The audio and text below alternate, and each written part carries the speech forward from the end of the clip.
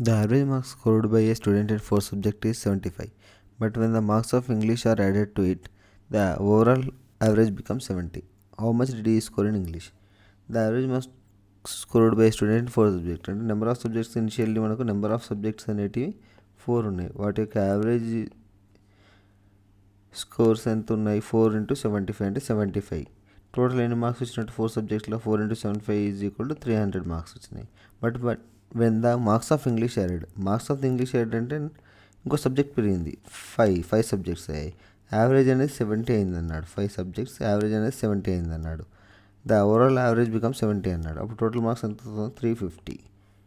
అంటే మనకు 4 సబ్జెక్ట్స్కు 300 మార్క్స్ వచ్చినప్పుడు 5 సబ్జెక్ట్స్ 350 వచ్చినప్పుడు ఎక్స్ట్రా యాడ్ అయిన ఇంగ్లీష్ సబ్జెక్టులు ఎన్ని మార్కులు? 350 - 300 కాబట్టి 50 మార్క్స్ వచ్చినట్టు.